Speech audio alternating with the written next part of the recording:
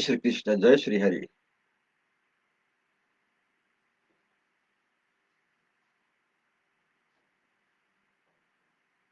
आज श्री हरिवंश पुराणको 165औं दिनमा आज मैं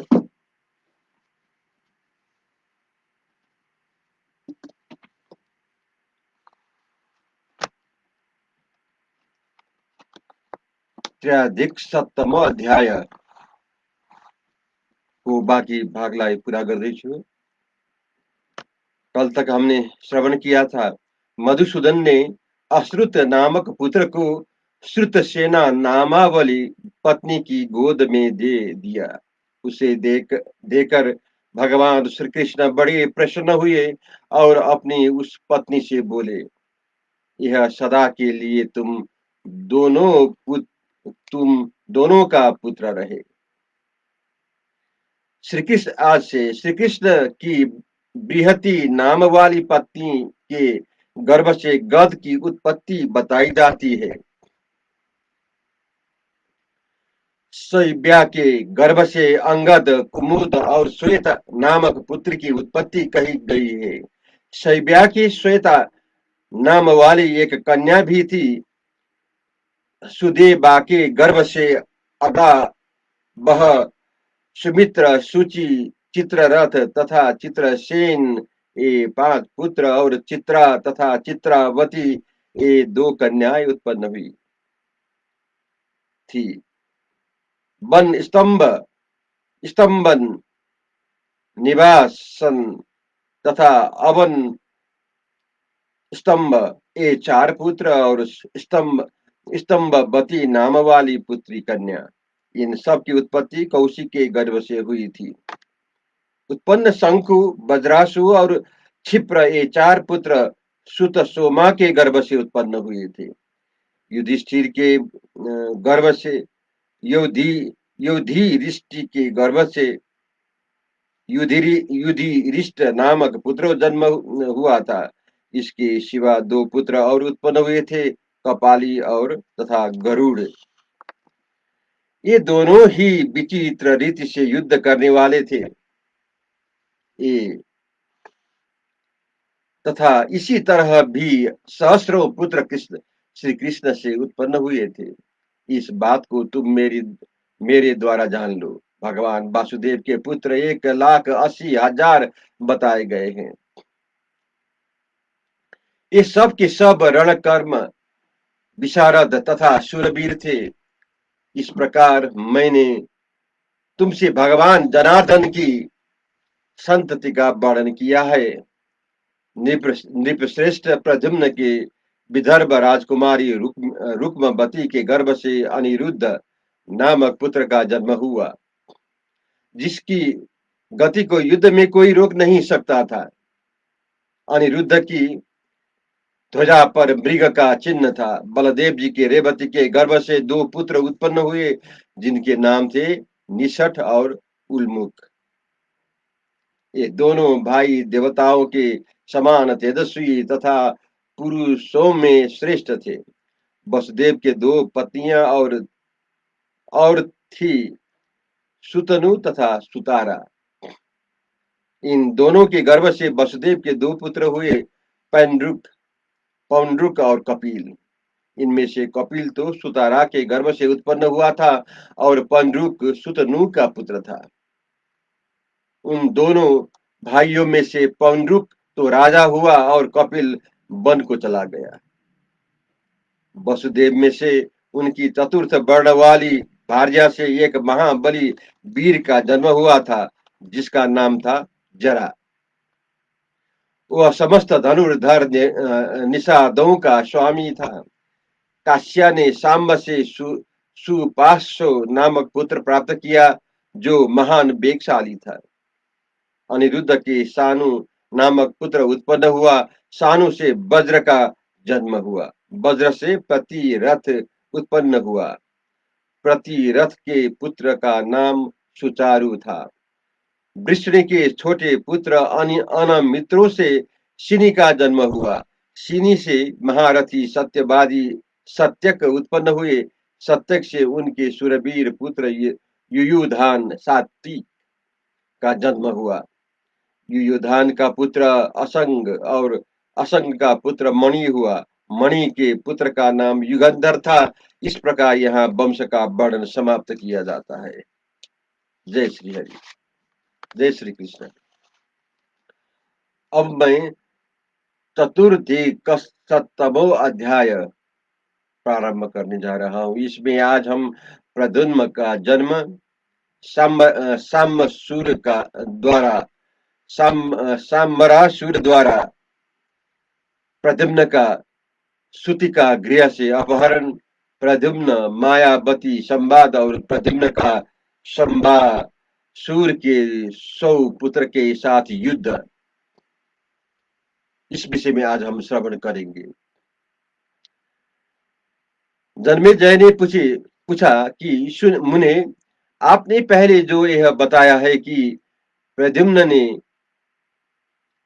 शंबासुर का वध किया था, शंबरासुर का वध किया था, उसके विषय में मैं यह जानना चाहता हूँ कि प्रद्युम्न ने किस प्रकार शंबरासुर का वध किया था, यह मुझे बताइए। वैशंपायन जी कहते हैं, राजन, भगवान वासुदेव की लक्ष्मी स्वरूपा रुक्मिणी के गर्भ से उत्तम व्रतधारी कामदेव ही प्रद्युम्न रूप से उत्पन्न हुए, जो कामदेव के समान ही मनोहर दिखाई देते थे। उन्होंने ही शंबरासुर का विनाश किया था। किन्हीं किन्हीं के मत में जो पुराण में सनत कुमार कहे जाते हैं, वे ही प्रद्युम्न रूप से प्रकट हुए थे। प्रद्युम्न के जन्म के पश्चात 7 रात पूर्ण हो जाने पर काल रूपी शंबरासुर ने श्री कृष्ण के उस शिशु पुत्र को आधी रात के समय सूति का गृह से हर लिया। देव माया का अनुसरण करने वाले श्री कृष्ण को भविष्य में होने वाली सारी बातें विदित थी, इसलिए उन्होंने उस दुर्मद दानव को उस समय बंदी नहीं बनाया। मृत्यु ने उसकी आयु पर अधिकार कर लिया था, इसलिए उस महान असुर ने माया से उस बालक को हर लिया है और उसे दोनों हाथों से ऊपर उठाए हुए वह अपने नगर में ले गया। उसकी रूप और गुण से युक्त एक भार्या थी, जिसके कोई संतान नहीं थी। उसका नाम था मायावती, जो माया के समान ही सुंदर दिखाई देती थी। उस काल प्रेरित दानव ने भगवान श्री कृष्ण के उस पुत्र के समान मानकर अपनी उस मायावती भार्या के हाथ में दे दिया। उस बालक को देखते ही मायावती के शरीर में हर्ष जनित रोमांच हो आया। वह बड़े हर्ष के साथ बारंबार उसकी ओर देखने लगी। बालक का निरीक्षण करती हुई मायावती के हृदय में पूर्व काल की स्मृति जाग उठी। यही तो पूर्व काल में मेरे प्रियतम पति थे। यह स्मरण करके वह इस प्रकार सोचने लगी, वे ही मेरे स्वामी एवं भर्ता है, जिनके लिए मैं दिन रात चिंता और शोक से समुद्र में डूबी रहकर कभी कभी भी कभी कहीं भी चैन नहीं पाती हूँ। प्राचीन काल में इनके द्वारा खेद में डाले जाने पर देवाधिदेव त्रिशूलधारी भगवान शंकर ने इन्हें अनंग बना दिया था। इनके शरीर को जलाकर भस्म कर दिया। आज दूसरे जन्म में इनका मुझे दर्शन हुआ है। जब मैं रहस्य को जानती हूँ, तब मातृभाव से इसके मुख में अपना स्तन कैसे दूंगी। ये मेरे पति है, मैं इनकी पत्नी होकर इन्हें पुत्र कैसे कहूंगी। मन ही मन ऐसी सोचकर मायावती ने बालक प्रद्युम्न को एक धाय के हाथ में सौंप दिया तथा रसायन के प्रयोग से उन्हें शीघ्र ही बड़ा कर दिया। रुक्मिणी नंदन प्रद्युम्न धाय से मायावती की प्रशंसा सुनकर उसे अनजानों में अपनी ही माता मानने लगे। मायावती ने कमल नयन श्री कृष्ण कुमार को जब बड़ा कर लिया, तब उनके पति काम भाव से मोहित होकर उन्हें समस्त दानवी मायाओं की शिक्षा दे दी।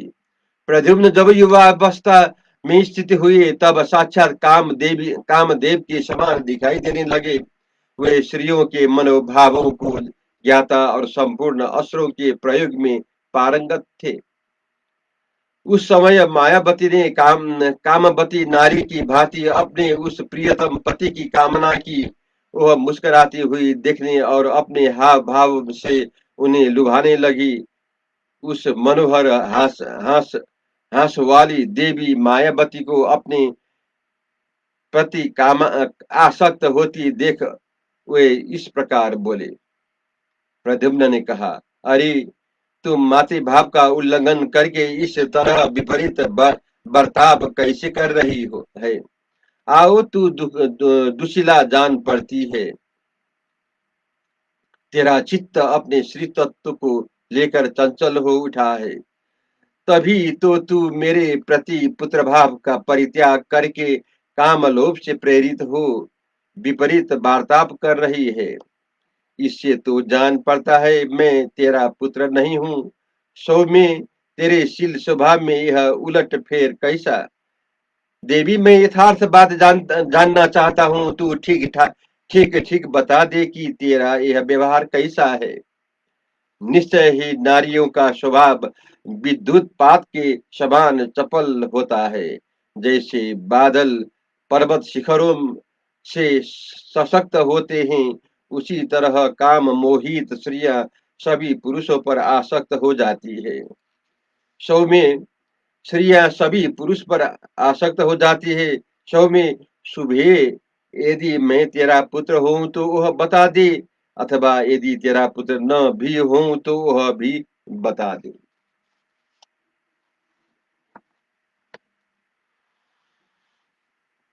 देवराज, इंद्र का प्रतिहार गंधर्व इंद्र को प्रद्युम्न की विचित्र एवं अद्भुत चेष्टाएं सॉरी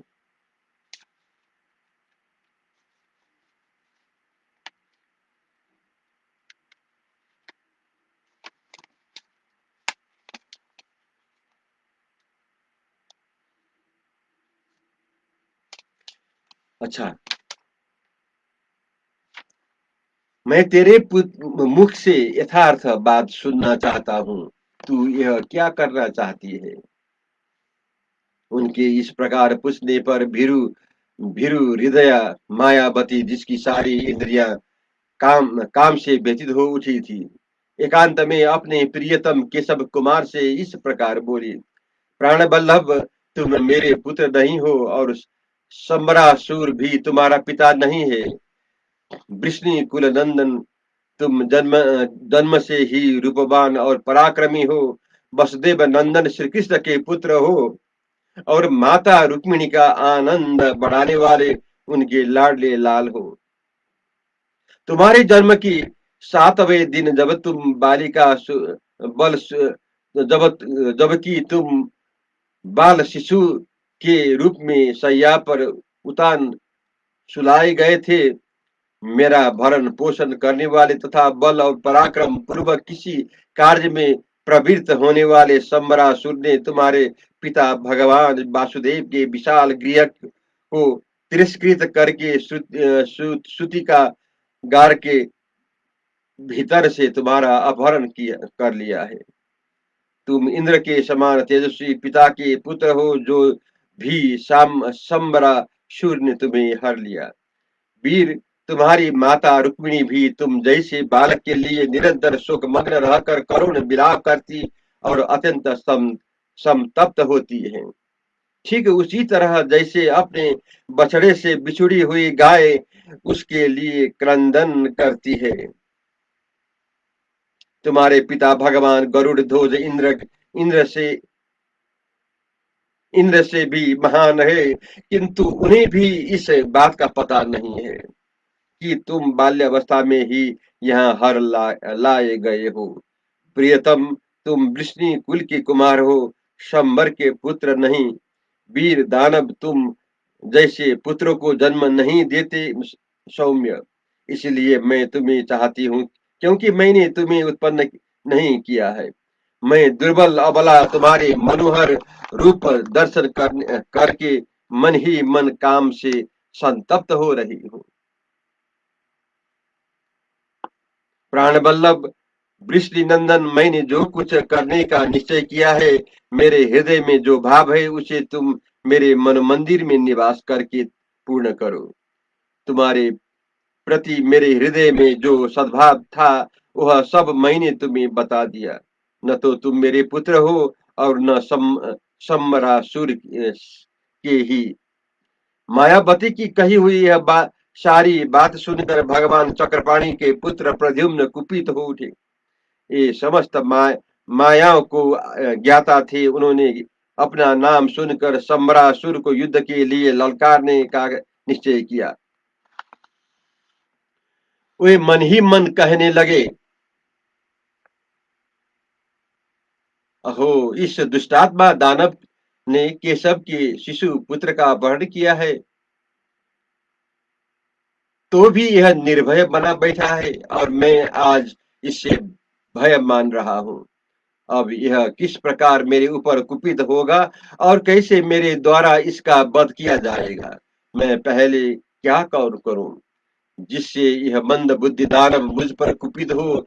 इससे यहाँ एक विचित्र ध्वज है जो सिंह के चिन्ह चिन्ह से युक्त पताका द्वारा विभूषित है। वह ध्वज बाहरी फाटक पर लगा है और मेरु पर्वत के शिखर के समान ऊंचा जान पड़ता है। आज मैं अपने तीखे भल्लों से इसको काट गिराऊंगा।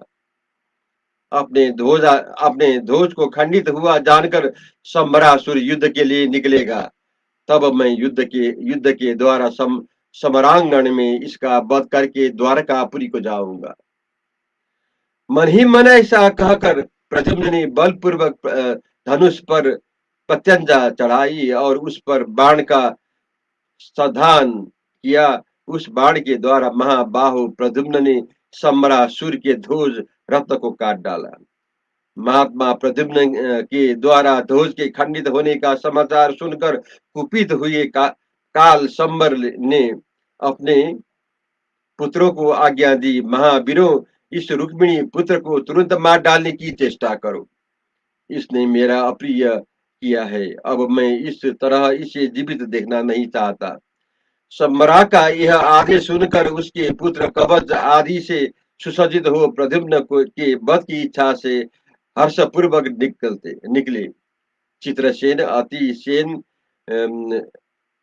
विश्वक्सेन विश्वक्सेन, गद, श्रुतसेन, सुसेन, सुषसेन, सोमसेन, मन, सेनानी, सैन्यहंता, सेनाह, सैनिक, सेन स्कंध, अतिसेन, सेनक, जनक, सुत, सकाल, विकल, शांता, शांताकर, असुचि, कुंभकेतु, सुदंष्ट और केसी आदि उनके नाम थे। ये सब के सब हर्ष और उत्साह से परिपूर्ण हो प्रद्युम्न के प्रति क्रोध से भरकर चक्र, तोमर, शूल, पट्टिस तथा फरस लिए फरसे लिए निकले एवं अपने उस शत्रु को ललकारते हुए युद्ध के मुहाने पर खड़े हो गए। उस समय महाबाहु प्रद्युम्न तुरंत ही रथ पर आरूढ़ हो धनुष लेकर युद्ध क्षेत्र की ओर चल दिए। तदंतर सम्मरासुर के पुत्रों का केशव कुमार के साथ भयंकर एवं रोमांचकारी युद्ध आरंभ हो गया। फिर तो सब देवता, गंधर्व, बड़े बड़े नाग और चारण देवराज इंद्र को आगे करके विमानों के अग्रभाग में स्थित हुए। नारद, तुमुरु, हा और हु गान करने वाले गंधर्व अप्सरा से घिर कर सभी उन विमानों में स्थित हो गए।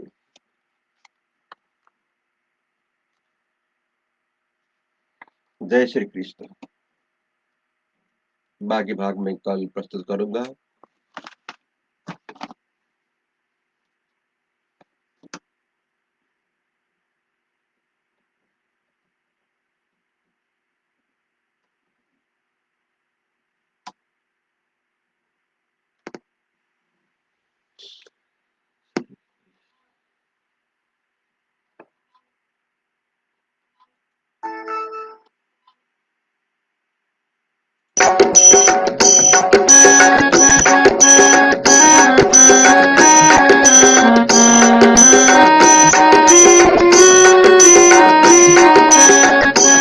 श्री कृष्ण गोविंद हरे मुरारी, नाथ नारायण वसुदेव। श्री कृष्ण गोविंद हरे मुरारी, नाथ नारायण वसुदेव।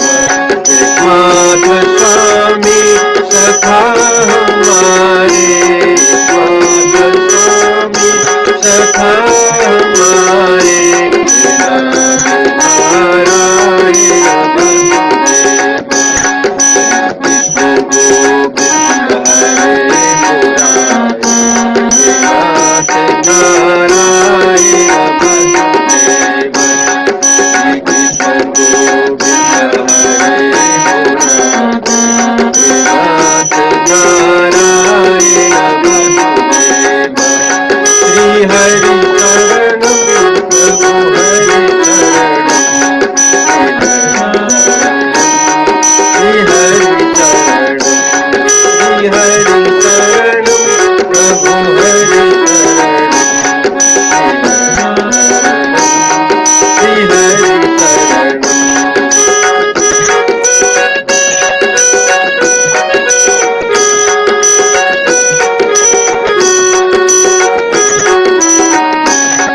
श्री हरि शरणं प्रभु हरि शरणं,